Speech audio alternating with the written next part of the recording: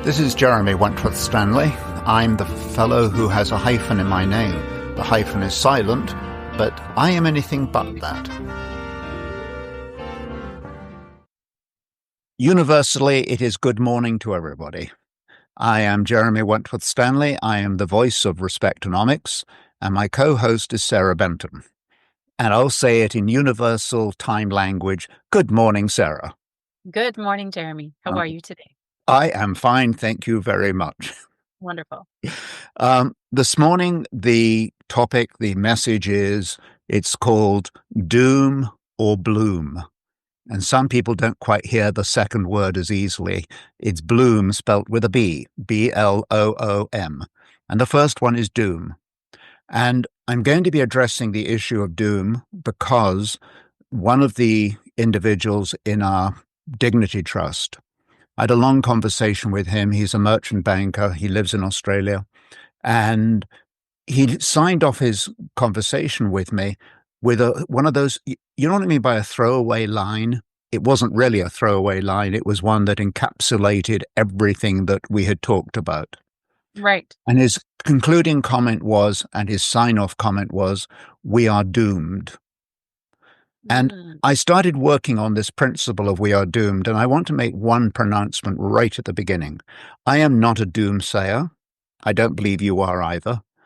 And I'm not exactly. And I'm not into the sort of conspiracy of doom. I'm not into this business of pessimism is the best treat of the day. Nothing to do with that.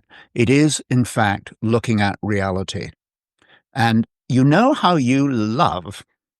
I want you to put on a smiley face. You know how you love Greek origins of words? Always, Jeremy, always. Thank you, Sarah. I don't think you're patronizing me, but... Not at all. But it is an interesting origin that the word doom is an extension of the word thoros, which in fact means a crowd. So you would sort of think in terms of the crowd dynamics of doom affecting everybody. What is more frightening about the origin of the word is that congregation of people, that assembly of people, was in fact referring to spectators. What that means, in other words, is, and you're from the sports world, you know a lot more about it than I do, but we are in a world where spectator sport has become very, very popular. In other words, spectating on an issue has become easier than actually being on the playing field. I think, does that get your vote? It does get my vote. An interesting comment or thought is spectators, like you say, are not engaged in the play, however happy to comment, but not take action. That's a bit of a bingo, bango, bongo. And I agree with you. And I want to be very clear with our listeners and our audience that the doom part we're talking about is to understand what is it that we're looking at in today's economic and political world. And I'm going to be using two analogies as we talk through. One, believe it or not, is AIDS, and the other one is the Titanic. Okay. And I'm going to start with AIDS and point out something right at the beginning. There is no moral discussion about AIDS. This is strictly looking at it from what you would call a medical, biological perspective. Okay. And we found out how AIDS gets caused and how it gets spread around and so on. I'm not talking about any of those issues in and of themselves, but I want to talk about AIDS from another point of view. And that is, when it raised its head originally, nobody knew what it was. When we started looking at it, we realized that it was creating horrific diseases and, of course, a scope of death that we had never experienced before. And it was a four-alarm fire, and everybody came to it to see what could be done to deal with it. Now, in a sense, our economy exhibits the same characteristics. And that is that we talk today about the deficits. And the part I want to sort of bring to the table, first of all, is that AIDS stands for Acquired Immunity Deficiency Syndrome. Yeah. And what we're going to talk about is the D of deficiency, the immune deficiency, is actually another word, it's the deficits. So when we're talking about worldwide deficits financially, we're talking about tremendous risks that they pose to the immune system. I have said many a time when I was in business, I said, you can look at any problem you like in the world. It can be, oil prices. It can be interest rates. You can look at all these things. As long as our immune system is intact, we can battle all of those plagues and all those issues. I think that's a reasonably fair point. And the issue we're dealing with now is that our immune system is extremely weak. And what that means is, and you look at AIDS as a classic example, how the slightest infection, the slightest toxin would cause damage beyond compare. In other words, the immune system was where we were getting into problems. And I believe we're in an immune system problem today. One of the things I want to add is that when we talk about doom and you sort of say, well, are you giving us a warning? The answer is yes, we are. But we also need to look at humanity's understanding of warnings. We've done a terrible job over the thousands of years of being given a warning and basically discarding it and saying, well, it's not my problem and it's somebody else's tomorrow. We put it off in so many different ways. Do you have examples of those warnings? Well, I can give you warnings, for example, of flu. Everybody says we've got flu coming along, and people say, well, it won't affect me. We've got COVID coming along. It won't affect me. The best example I give more locally and really tangential in a tactile way is the ice storm. We had a great deal of warning that this ice storm was upon us. Right. There? I mean, it was there. Can you explain to me why Jeremy, who lives on a farm, did not have his generator all set up, ready to go? Good question, Jeremy. I know. I look at the mirror and I ask myself, why did I not heed the warning? If you go to, in your history book, go to the most ancient of writings, and you see warnings that are given, and how people disown them or discard them. I suppose a nastier example was in 1938-39, when Winston Churchill was that voice that said, here is what is really going on, and nobody paid attention. Why do you think that is? I think it's, in today's world, I'm going to give you a slightly different answer, because I think I can say to you, there's always a sense of complacency, a sense of ignorance, a sense of it's not my problem. I think we all experience a bit of that. But I'm going to go one step further in today's world. I was talking to one of our team members, and he made a very interesting point. He said that in today's world, people have got so much on their minds and on their plate. They're thinking about food prices. They're thinking about whether the car's going to work. They're trying to think about whether they can make a lease payment, whether they can pay their mortgage, and how they're going to get their child to the hockey game on time. I mean, you add all these things up, the demands on the average human being today in the sort of, let's just say, the Western world, the rich world. But if you look at the issues that we're confronting with, a lot of people just shut down. They have actually, I'm sorry? It's overwhelming, or there's sort of siloed little vortex? Overwhelming. I think a lot of us are overwhelmed. I very locally, somebody said that someone was coming in to fix their window or something, and the individual, the homeowner, said to me, I can't handle that today. A flipping window. But that, I think, is maybe the straw that breaks the back. I don't know. But what I am pointing out is the sense of being overwhelmed is creating a sort of almost an immunity to listening to, paying attention to the problems. Right. And I'd like to explain the problems a little bit in at least in financial terms. And that is, as you know, I follow a number of economic news sources and so on, and financial sources. And I'm only going to read one number because I don't think we need to get into the whole delineation of money supply and monetary aggregates. I mean, are you falling asleep yet, or just about to? If I get it, okay. So we agree we're going to keep this very straightforward. But here's a one-liner that says it all. This is from the group that's in Austria, which is the economic think tank there. And it points out, since 2009, more than $12 trillion of the current money supply has been created. In other words, nearly 2/3 of the total existing money supply has been created in the past 13 years. In other words, credit expansion, money supply growth, government deficits have been not on steroids. They've been on what would you call it? The Olympic training practically. It is absolutely disproportionate to the state of the economy, to the output, to the possibilities of growth and prosperity, all the balanced things. And you've seen it in your life because you talk about real estate prices. It is creating imbalances and having unforeseen consequences and so on. But we have created a debt society at the governmental level. And if you create it at the governmental level, it's like water. It goes to every natural level. So now the consumer, the corporation looks at debt as being a total pass. And why don't we all do it? Okay. It's become acceptable, in other words. But the truth of the matter is, debt is an obligation. There's no other way of describing it. I can give you the Latin of it, but I'll save you that one this time.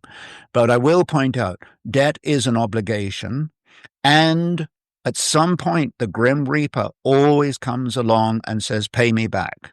And when we can't pay it back, we end up either printing the money and just letting it go out the back door, if you will, or we actually fold arms and say, can't pay.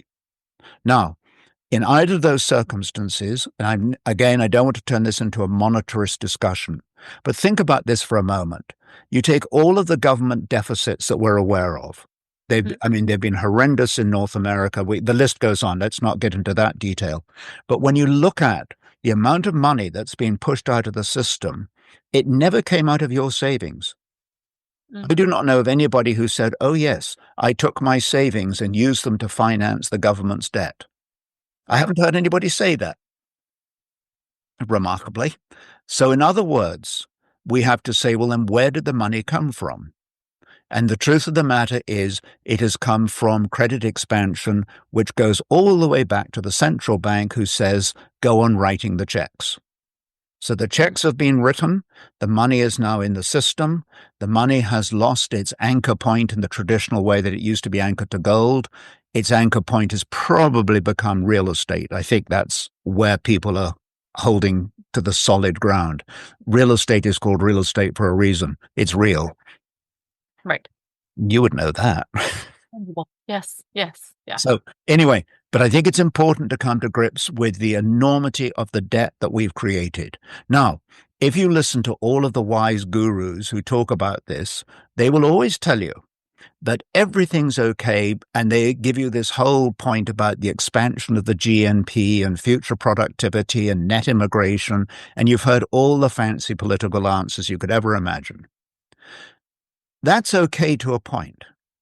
But when your immune system is weak, where I believe we are, it doesn't take too much of an upset to turn the whole cart upside down.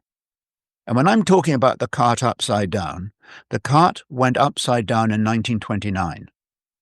And if you look at the similarities today and 1929, we've got labor unrest, we've got protectionism, we've got the rise of autocracies, we've got anti-Semitism on the rise, we've got entertainers being paid unbelievable amounts of money, and likewise in the sports world. We have come out of in 1929, they came off the roaring 20s. I would say, we might say that we've come off the roaring 20s as well. Maybe for a shorter time, but nonetheless, the acceleration of our consumption has been just as the case it was then. And also, don't forget, 1929 or 1930, you had the Dust Bowl. Doesn't the Dust Bowl have resonance to today's climate issues? And the point of the matter is, and I said I would talk about the Titanic. The Titanic was interesting because it was unsinkable, number one. We are unsinkable. We've been told that many times. Number two, the Titanic had warnings. They were told there were icebergs floating around, and they ignored them because their own agenda was more important, which was to beat the speed record, the blue ribbon, I think it's called. And then on top of that, here's the really interesting, fascinating, horrible truth. It was always thought that there was a gash along the side of the Titanic when it hit the iceberg, and that's what sunk it. Right. Well, do you remember in 1985 when they were actually able to find it and they went down with all their bathoscopes and all those things and found it? And what in fact they found was that it wasn't a gash. One compartment had been compromised and it messed up all the other 15 compartments. That's what actually happened. And we're in the same boat today. In 1929, the banking crisis is thought to have been triggered by the failure of a bank in Luxembourg. Mm-hmm. Most people would say, where's Luxembourg? Most people wouldn't even know what the name of a bank in Luxembourg is. So in other words, if we have a compartment that fails in this total worldwide arrangement, we are in a place where the Titanic couldn't hold itself above water any longer. And the truth is, if you had said, oh, well, let's change the captain or let's change the engineers, it wouldn't have made any difference. So looking today at leadership and saying, change the leaders and we can solve the problem, that is not an accurate analogy to what we've just said. So what do you think the correction or the action is that's required? Well, first of all, I think that when it comes to warnings, check out your own human history. We talked about the ice storm. We've talked about, how the Babylonians went and ripped into the Jewish community. We talked about how Rome set fire to things. I mean, we've had all these warnings over and over again. We don't pay attention to them, and down went the Titanic. Right. I mean, that's what happened. Just as a case in point, one of the things that came out of it was it turned out that the Titanic didn't have enough lifeboats. And the reason they didn't have enough lifeboats was because it was thought, or perceived rather, that the lifeboats would change the optical beauty of the boat. Doesn't that sound familiar today? That we're more concerned about what we look like than actually the pragmatic reality. Right. So the next thing is, I think you just asked me, so what do we do about it? I think that's your question. Yeah. And I'm going to approach this one more way under the AIDS formula for a moment. And that is, we both agreed that that AIDS says you can get a slight infection that will cause untold damage, exponential damage to the human being. That was its primary problem. Immunocompromised puts you at greater risk. Exactly. And what I'm pointing to today is nature is always disrupting us. And when you get disrupted, you've been on trips, you're saying you're going to go to Costa Rica for a holiday. And I say, how was it? Well, we had to change planes because of A, B, and C. Right. Your plans were disrupted, but we can get around it. You cannot get around an immune deficiency. It's there and it will not compromise itself. Today's world, and people listening to this podcast maybe in 10 years' time and wonder what we're talking about. Today, the big disruptor is Mr. Trump. And it's easy enough to blame him and so on. I would rather take the point of view that his behavior is, and his actions are disruptive, that our immune system is less and less able to handle it. Mm-hmm. And I think what we're looking at is, and I don't want to be a voice in the wilderness, that's a bit pompous, but I think it's fair to say everybody needs, you ask a question, what do we do?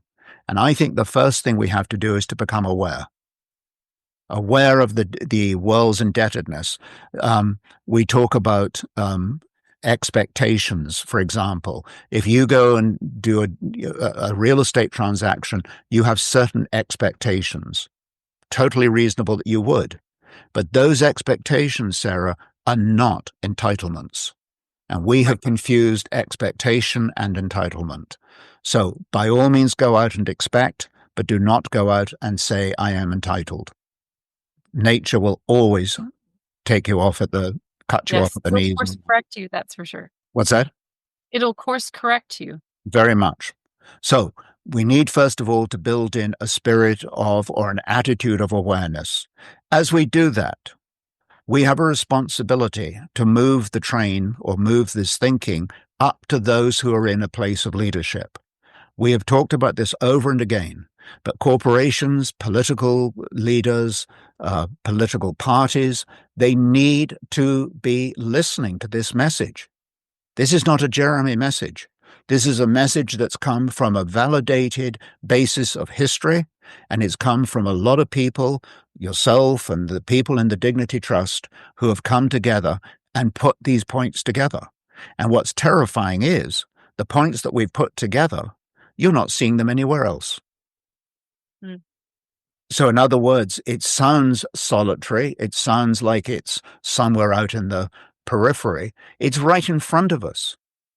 And what we need, I've said this before, corporations is one of the easier ones for me to talk to, but to get get Respectonomics in front of these organizations so that they have a renewed sense of awareness, number one. And secondly, you know how we talk about the supply chain?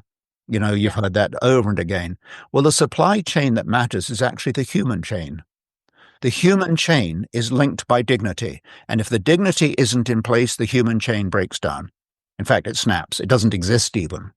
Right. So it's absolute imperative, excuse me, it's an imperative to bring dignity back to the table.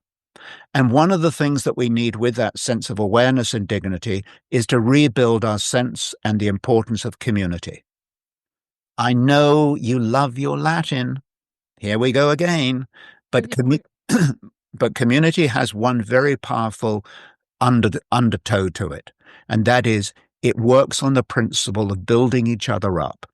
It's a self-fortification, well, it can't be self, it's a combined fortification. You build me up, I build you up. In fact, that's what Respectonomics does. It's always in the business of building people up. It is totally reciprocal. And we need to build each other up. We need to rebuild the sense of community. If you look at a lot of people's lives today and you say the word community, quite frankly, there's a glazed look. And I think even going back to the beginning of when you started speaking about the topic, you talked about how we're so focused or we're so overwhelmed with maybe what's going on in our world. And you're really in a silo and in a vortex. So we're only paying attention typically to what's going on in our perimeter, if you will. Right on.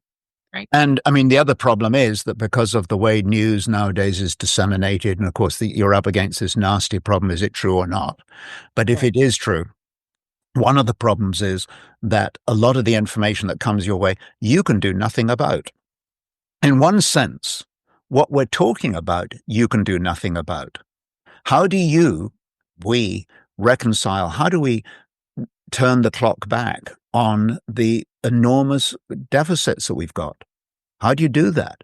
I'll give you one risk to this process, economics, and that is that if we say, you've heard this line, we're going to have to start taking money off the table. That's exactly what we did in 1929. We started reducing the money supply for technical reasons. We started reducing the money supply, and people who came through the Depression used to say there was no money around. They were absolutely right. Today, we've gone the opposite approach. We've been doing it in a profligate manner. We have been spending and borrowing. We've been building on this concept of expectation and entitlement and getting all these words hopelessly confused. And we all think we're entitled.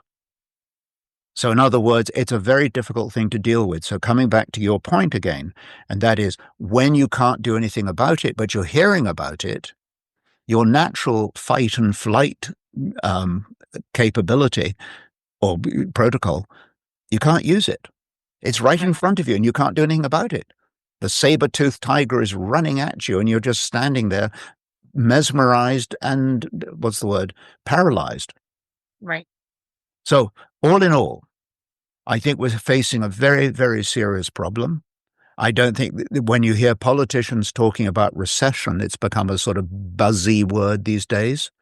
I reckon that's another of these euphemisms, one of these, let's coat it in sugar and call it a recession. I think a far better word would be to say depression and look at the depression, which, by the way, we're seeing that in many people's lives, are we not? Yes. Well, if you see depression in a mental state, where is any logic to say you won't see depression in a physical, economic sense? The two go hand in hand. Mens sane, corpore sano, a healthy mind and a healthy body. And if the mind ain't healthy, nor is the body. Nor is the body nationally, nor is the body safe internationally or globally. So if people or communities or organizations or political parties, what have you, are looking to engage in dialogue and explore awareness or talk about these issues, where can they reach out to? They come to jeremy@respectonomics.com. They look up the Respectonomics website. They listen to the podcasts that are available on many platforms now, Spotify and YouTube and Facebook, and start listening to the podcasts because they all have one central theme to them, and that is to restore the dignity of the human being. We are going to need each other like we've never needed each other before. And it's time for us to be front and center on the stage discussing this so that people, whether they're minding the shop or whether they're fabricating or whether they're cooking donuts, whatever it might be, we all need to be on the same community page. Cool. I've got a sign off that I would like to put. Yes. It's a little pretentious to say that I'm going to compete with Martin Luther King. Okay. Martin Luther King had that brilliant statement, brilliant cry, when he said, "Let freedom reign." I say, let dignity reign. I rest my case. Thank you, Jeremy. Thank you, Sarah.